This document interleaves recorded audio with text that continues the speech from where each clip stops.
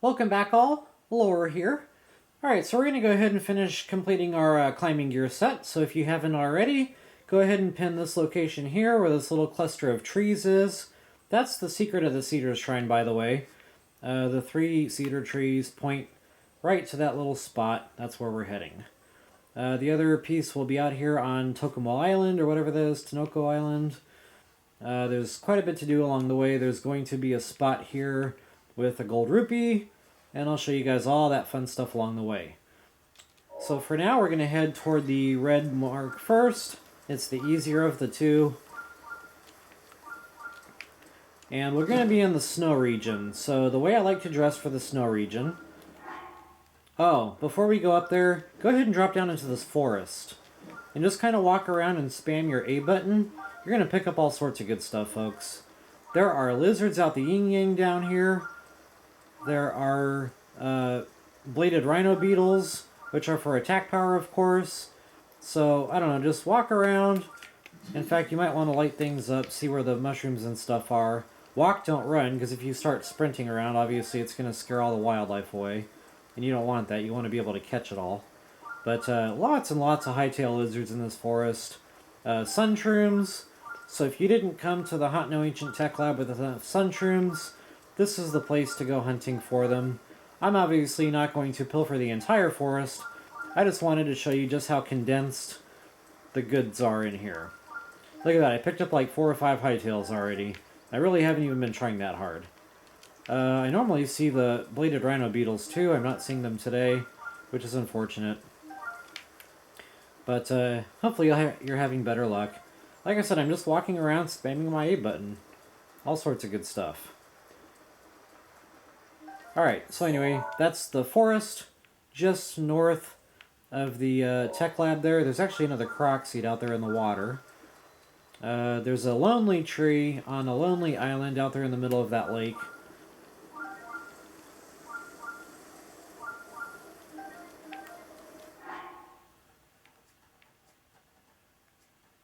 "32 lizards. I only need 3 more, and then I'm done with my quota of 35 for future suit upgrades."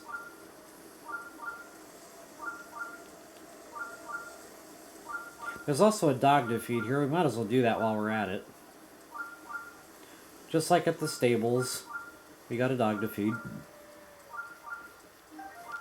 Cool.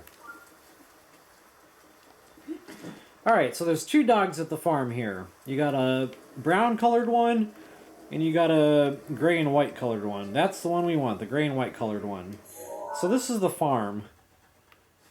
This is the Hateno Ranch or whatever, I don't know what they call it, but either way, here we are.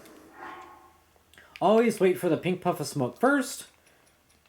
And I don't see any horses around, so I'm going to go ahead and use apples for the dog today.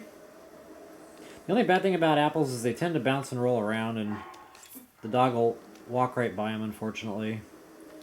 Super frustrating. He'll eventually find them.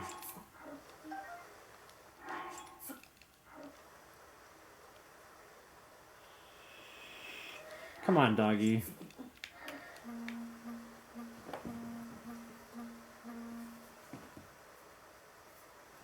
There you go. Come on. Oh my goodness. This is why I hate apples. I just much rather use meat. The meat is much more controlled.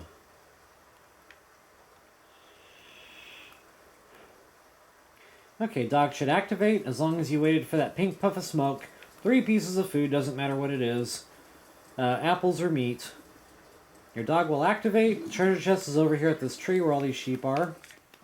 And it's a pretty good one from what I remember. I think a silver rupee, maybe? Sweet! There you have it. So Lake Sumac, or whatever that is, that's where our Korok seed is going to be. I'll just call it Lake Schmuck for sake of ease. Yeah, schmuck. Oh, check it out, I got frogs. And if it's raining, just try to find a dry spot. Get some free climbing in. There is a dry spot on this tree, I just gotta find it. There it is. Right under that big, thick, heavy branch.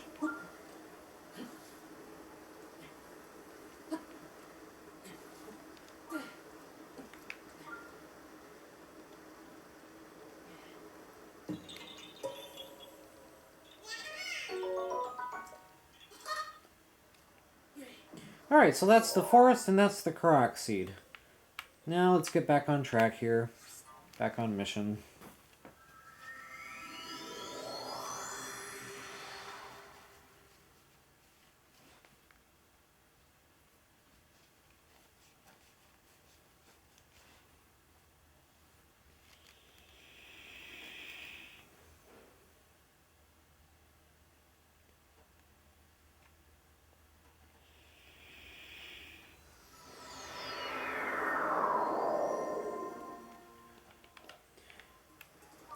Alright folks, red mark, here we go.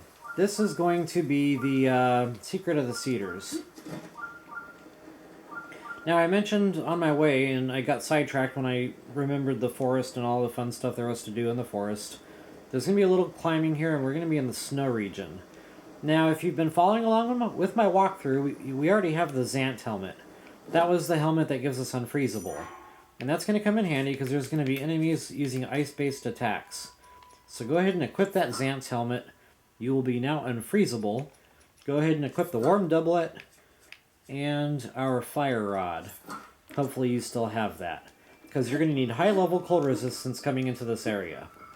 Now you can also consume a high-level cold meal or elixir, or you can combine a low-level meal or elixir and a warm doublet, and that will also give you high-level cold resistance. Or you can combine a low-level meal or elixir with the fire rod. That will also give you the high-level. Oh yeah, check it out. You're unfreezable, so the bat will not freeze you. Awesome! Well, they'll still hurt you if they fly into you, of course, but at least you won't freeze. Alright, moving on. Gotta love that Zant's helmet. Now those wolves that just... Oh no, there's a blood moon. That's bad timing. And I do desperately need to do some cooking here. So I'll tell you what, that's going to be the forest slash Korok seed slash feed the dog slash blood moon cooking video. There is a couple of cooking pots here in town. One is over by Link's house, near the shrine here in Hateno.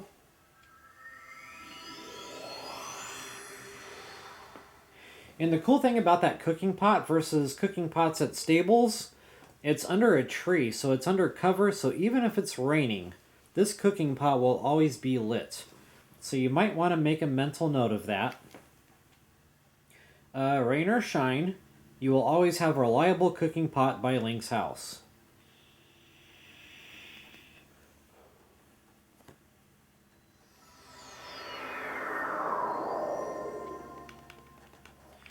Alright, so behind the shrine, through the woods, over the river, to grandmother's house we go. Across the bridge. As promised, it's pouring rain, and we still have a reliable cooking pot. Alright folks, so at 11:30 the music will change and we can start doing our blood moon cooking.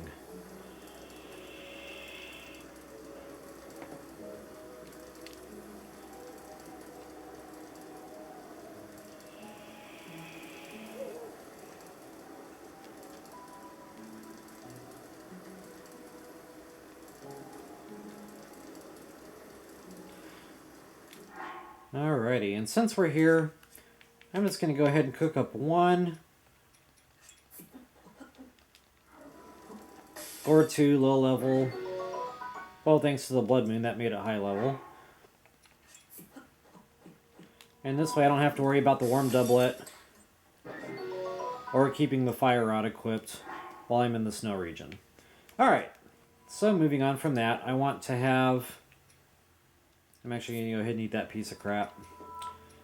Go ahead and get rid of any riffraff you have floating around in your inventory. Now's a good time to do that. Looks like I need some stamina. I am desperately in need of stamina. 4 at a time, folks, when it comes to Endura carrots. 4 at a time is all you need. You're either going to get a wheel and 3/5, just like I did, or you're going to get 2 full wheels thanks to the blood moon. But either way, using 4 at a time will stretch those ingredients out to give you more meals. Look at that. Snake eyes, baby.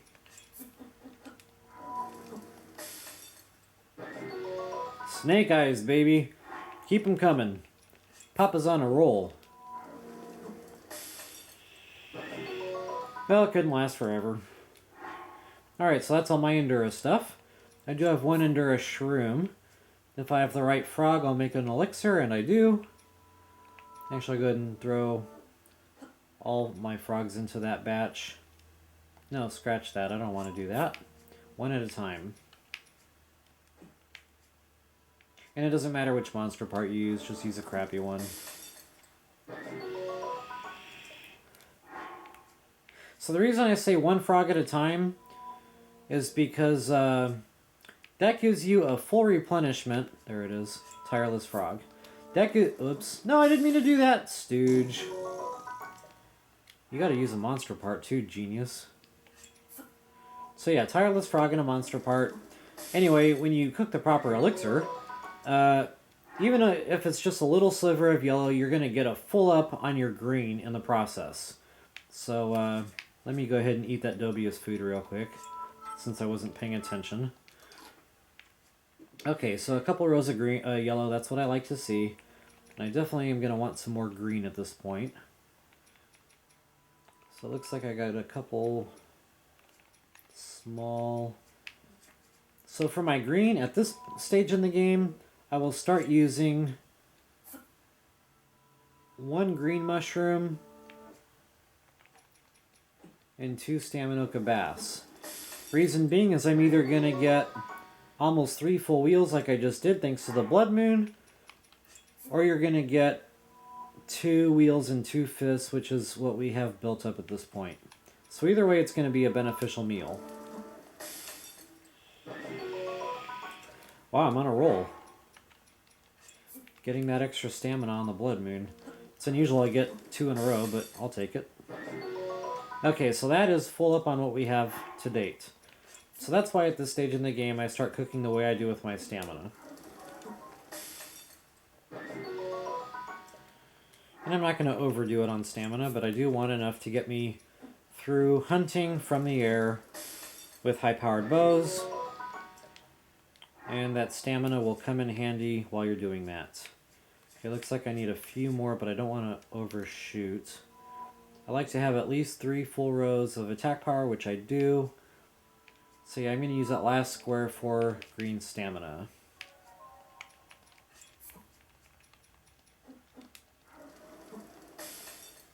Alright, there's my blood moon cooking round 3, I believe it is in my walkthrough. Just to show you what I like to have on hand. At least 2 rows, maybe 2 rows and change of yellow hearts there. Extra hearts.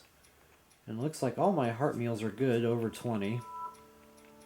I could even eat one real quick and give myself another square to fill. But, yeah, I've only got 3 speed meals. Let's do that. I'll just eat 21 for now. I want 1 more speed elixir. Seed, Rushroom, Violet, Hot Footer, and I like to use the Bat Eyeball because that gives you a little extra time on your meal. Or elixir, I should say. Alright folks, I'm done. I'm going to go ahead and break video. When we come back, we'll meet back up at the Ancient Tech Lab, and we will finally get a move on with our suit.